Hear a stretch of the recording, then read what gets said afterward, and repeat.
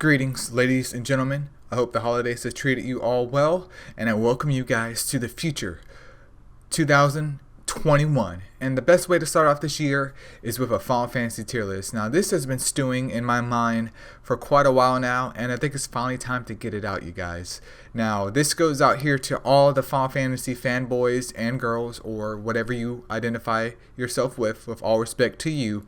And this is going to be my version of how I would rate the mainline Final Fantasy games from 1 through 15. Now, I am going to exclude 11 and 14 because they are MMOs, and while I have played Final Fantasy 14, I haven't played 11. So to me, it's kind of not fair to just exclude 11 because I never played it. So I'm just going to take those out because there may be a point in time in the future where both games are just unplayable, even though I know that FF11 is still playable to this day. But it's not a game that you can just download and play. Like, you do have to subscribe to it. But we're not going to get into that. We're going to go ahead and get right into this list, though. Just remember that 14 and 11 are excluded from there. And I'm going to go in chronological order just to make things nice and easy for you guys. Alright, so starting off here, do remember, before you get your panties up in a knot, before you get that lump in your throat and you want to come at people because of their opinion, this is purely an opinion. You could watch this video and say, you know what, Elio, this is complete dog crap. I don't agree with it at all. Perfectly fine. Let's all be adults about it. But let's go ahead and start here with FF1. Now, I've played FF1 for, I don't know, maybe about 15 minutes until I realized that this game is just garbage.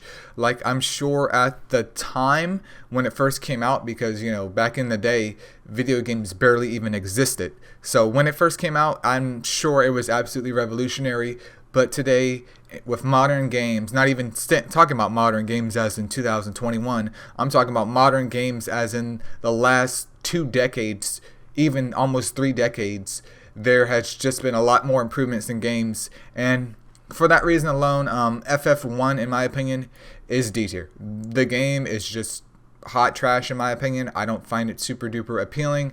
It's not fun in the least. It is the beginning of a good era for the Final Fantasy series. It is the creator of the Final Fantasy series, but just because it's the original doesn't always mean it's the best.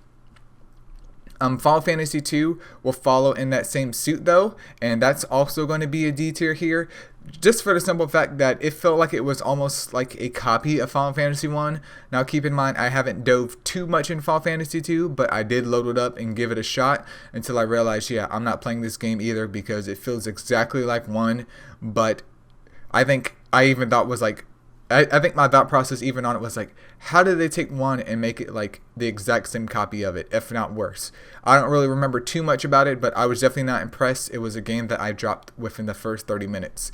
Now, if you played both of these, you may have a better ranking of it, but I personally don't find them appealing at all. It's not something that I would recommend anyone trying unless you want to torture yourself. I mean, that's how it goes.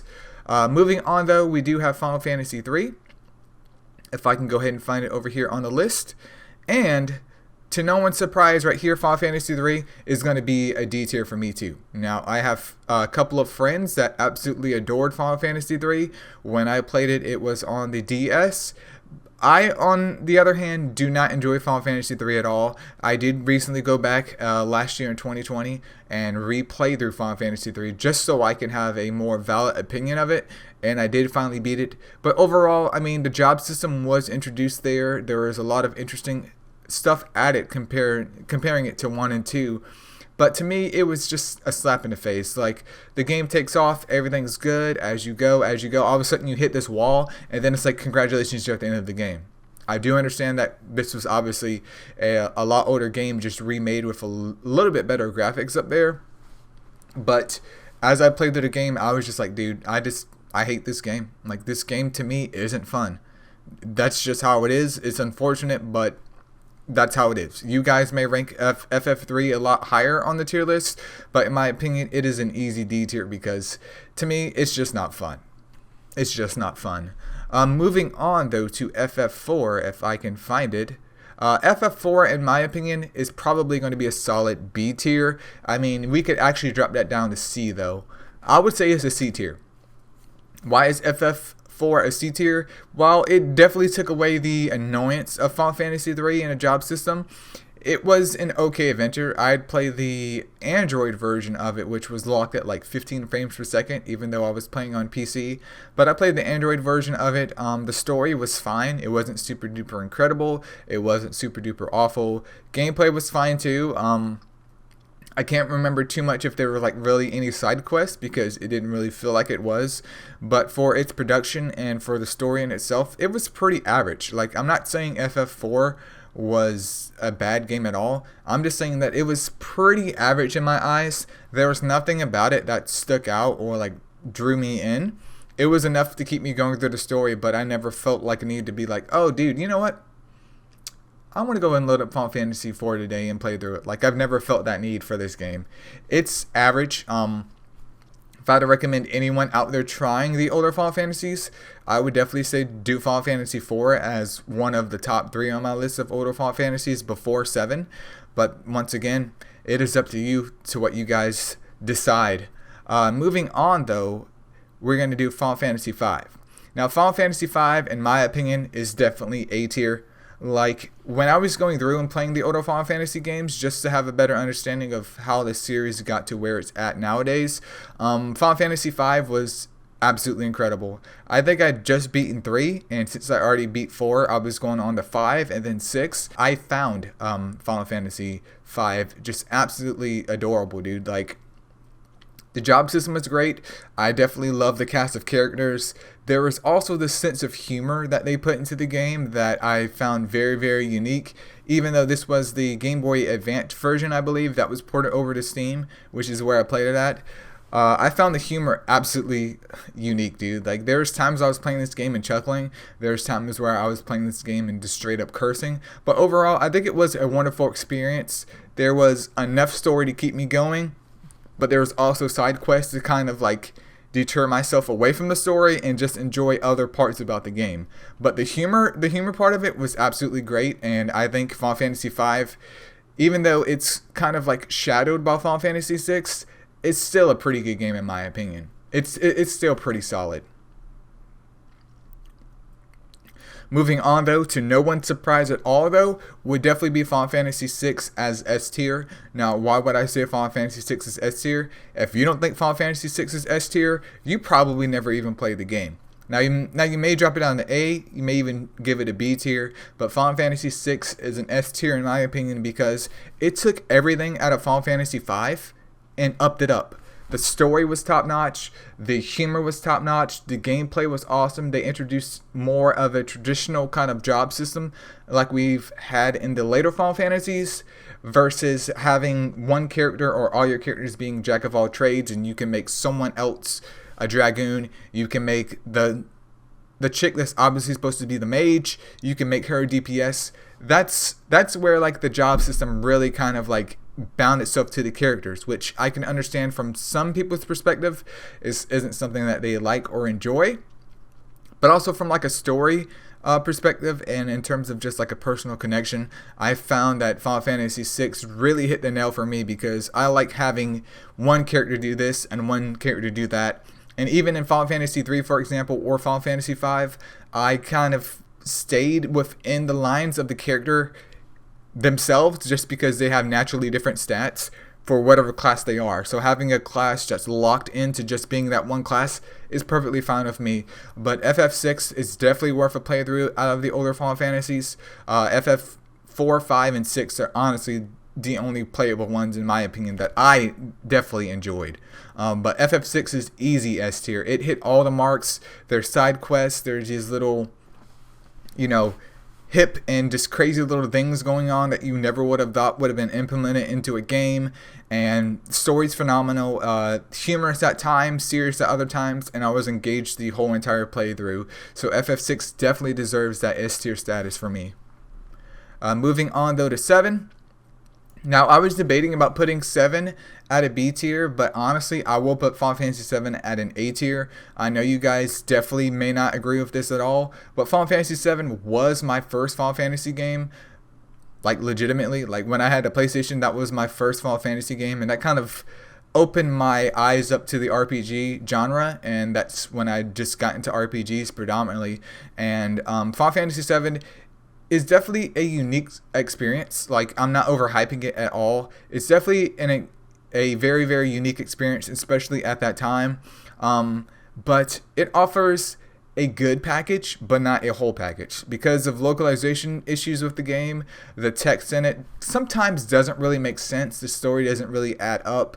And with the Final Fantasy VII Remake out, it doesn't make things any better at all at this point in time, since they don't even try and fix the original FF7 storyline.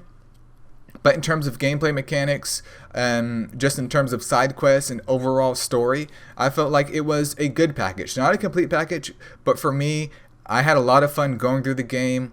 The music's great, the combat's great. I just had a lot of fun with the game. It's not perfect by any means, but I would rank it an A tier. I think a B tier is a little bit too low for it, but if you guys wanted to put it at a B tier, I'm definitely okay with that too. It's just that I would personally rate it as an A tier because it's a good game. It's not a perfect game, but it's good. Moving on though to FF8.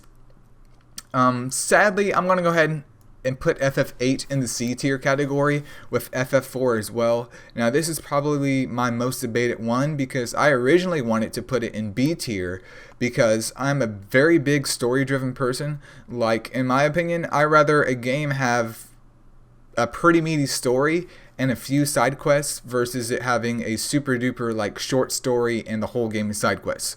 Like, that's what I enjoyed about FF8. Even though they had the time thing going on and stuff like that, I enjoyed FF8, especially story wise. Combat wise, it was a little bit different because of the draw system, so it kind of took not a little while. It took a while for things to kind of ramp up for the combat because you have to constantly be in a fight and sit there and just draw your magic out for like 30 minutes until you can move on to the next battle. And the scaling system for the leveling up was very unique at that time as well. And I mean, the story is pretty solid. It's just that that's all the game really has to offer. There's a couple of side quests, like I remember fighting, I believe, Ultima, or I think it's Omega Weapon, in Edia's castle or whatever at the very end of the game. And other than that, and like Doom Train and a couple of other minute things in the game, that was literally it. There was no side quests or anything. It was just like, we're going through the story. You can do this. We're going through the story. You can do that. We're going through the story. You can do this. We're going through the story. Okay, we're done. There's nothing else for you to offer. So that's why I dropped it down to a C tier, because while the story is good, it doesn't necessarily carry the game, in my opinion. It's definitely a fun game to play through, but there are just obvious flaws in it that basically drop it down to average for me. Like, I consider FF4 and FF8 just average RPGs at this point in time. Moving on though, we have Final Fantasy IX. Final Fantasy IX does go into the B tier category, which beats out FF8. Now, I know I just explained that I'm not a big fan of the story being super duper short and then side quest mania, but FF9 carries a certain charm about it. Now, it's not a perfect Final Fantasy game at all. There are very, very big things wrong with it, but there weren't anywhere near as big as FF8 in my opinion. Final Fantasy IX story is just enough to get you by and kind of satisfy that craving that you're looking for, and then the side quests also add in a little bit more cushion into the game, but the game in itself I don't really find super duper long, even if you do the side quests or participate in that type of thing. And I mean, the trance system is pretty unique, but obviously heavily flawed because you can't control it. There's no multi-hitting moves. And yeah, I mean, the music's great though, the animation's great. I enjoyed the story, I enjoyed the side quests. If I could, I would have loved a little bit more story added into the game just to top it off. But it beats FF8 out because you can play through the story and be perfectly content with it, or you can play through the story and because you crave more, there's already side quests for you to continue your journey with. Like, you're not just doing a couple of side quests and congratulations, it's over, it's done. There's enough to keep you coming back for more. And I mean, if I went back to replay any Final Fantasy games, I would probably end up picking up Final Fantasy IX again before I pick up Final Fantasy VIII. So that's why I decided to rate that one a B tier. Moving on, next though is FF10. Now FF10 to me is an easy S tier. easy S tier. One of my first PlayStation 2 games.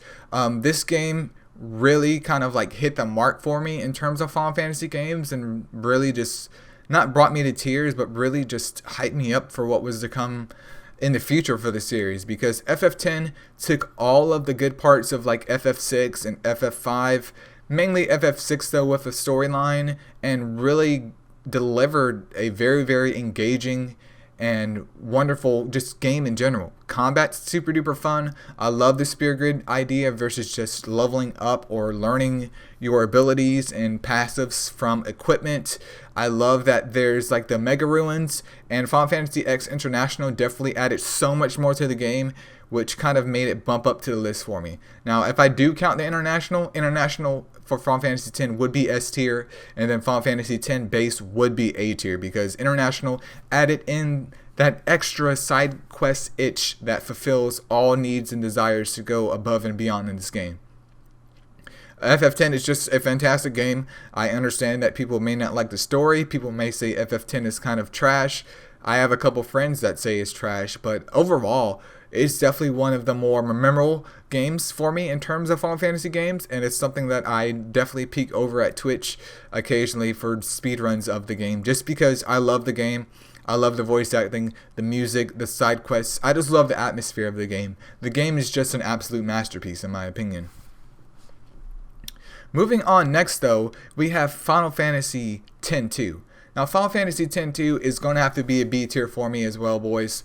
The reason being is because while it does kind of turn you off with the whole Charlie's Angels bullcrap that they pulled, and Yuna's over here singing, and it's like, what are we in, like a K-pop, J-pop music video? Like, what is this? Overall though, I felt like the battle system in itself is far superior than Final Fantasy X. It took Final Fantasy X battle system and just made it modernized, and there's things that can happen all at once versus the traditional turn, turn, turn. It's like turn, turn, turn, turn, turn, turn, turn, all within the same turn, which I definitely enjoyed. The dress spears kind of went back to the traditional, job status for different individual members of your party, and I mean, the story is okay, but not okay at the same time. Like, the story is acceptable. Vegnagun turns out just to be a big whiny baby, which is unfortunate. I feel like he should have just been a lot harder, or the final segment of the game could have performed a lot better. But overall, I do rank it as a B tier.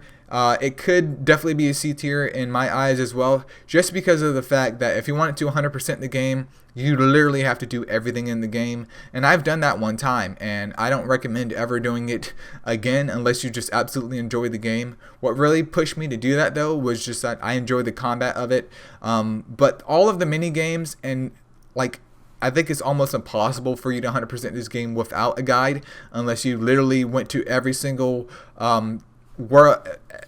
place in the game and talk to every single person at every single second that you could get. Like, that is the biggest drawback of Final Fantasy X-2, the stupid minigame gimmick for you to get that 100% of just an extra cutscene. Like, dude, it's not that serious. If it's above 90%, congratulations, that should be it. But instead, the devs thought it was a great idea to lock it behind all of these stupid cutscenes. It is what it is, though. Moving on though, since I am skipping 11, we'll head directly over here to Final Fantasy 12. Now, Final Fantasy 12 is also a B tier. I debated about putting it to C tier, but I think it's a very, very low B tier, because the story in itself isn't super duper incredible.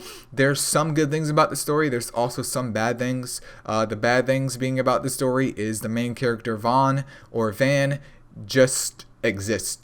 He wants to be a sky pirate. Congratulations, that's Final Fantasy 12. Everyone else has certain situations going on. There's someone that's dead. There's someone that has died, or actually that's the same thing. There's some drama going on. There's royalty. There is an imposter. Someone being, represented in a malicious way for someone else to do something to them or take over things.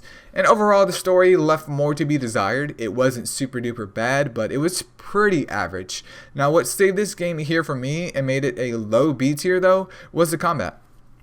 Combat was obviously a lot more different than what we've ever seen in a Final Fantasy game before, and it took the turn-based stuff and kind of made it into like a 3D plane where it's still turn-based, but you also have the license board where you can kind of make your character into different jobs because they can only equip certain weapons depending on what license they have for it. There's also the monster hunter side of the game where you can hunt like 50 different monsters in the game, and that's where the real uniqueness, in my opinion, shine, because that's where I had the most fun in the game, just going through, exploring, fighting all of these super duper like hyped up monsters that may have like different mechanics to them for you to take them out. It's just not a let me run up here and just kill this dude and congratulations, that's it. It's like I'm gonna go ahead and engage with this monster. Oh my goodness, he hits like an F word. Let me go over here and change things up. Okay, I got him down now. Let's move on to the next. That's what that was the saving grace for Final Fantasy 12 for me. This is the base game though. I haven't played Zodiac Age for the simple fact that after I played it on PS2 and I'd gotten to Yasmat, or however you want to pronounce his name, at that point I've done everything else in the game. He's almost dead to this day. He has like 13 bars left and I'm just satisfied. Like, it was definitely like a go in and play it through one good time and that's it. That's it. I'd never want to play it again, but it doesn't mean the game is necessarily trash in my opinion either. Moving on though to Final Fantasy 13. Now this may go ahead and wet some people's britches. This may go ahead and cause you to go ahead and turn this video off and say, you know what, Elio, I trusted you up until this point, but you're a liar and a thief. But in my opinion, Final Fantasy 13 deserves a solid A tier. Now I know people receive this game very, very black and white, but I think Final Fantasy 13 is a great package. Now, the beginning of the game, with its like literal 5-hour tutorial, just like a casual playthrough, is complete and utter garbage. I do not like support Final Fantasy 13 because of that fact.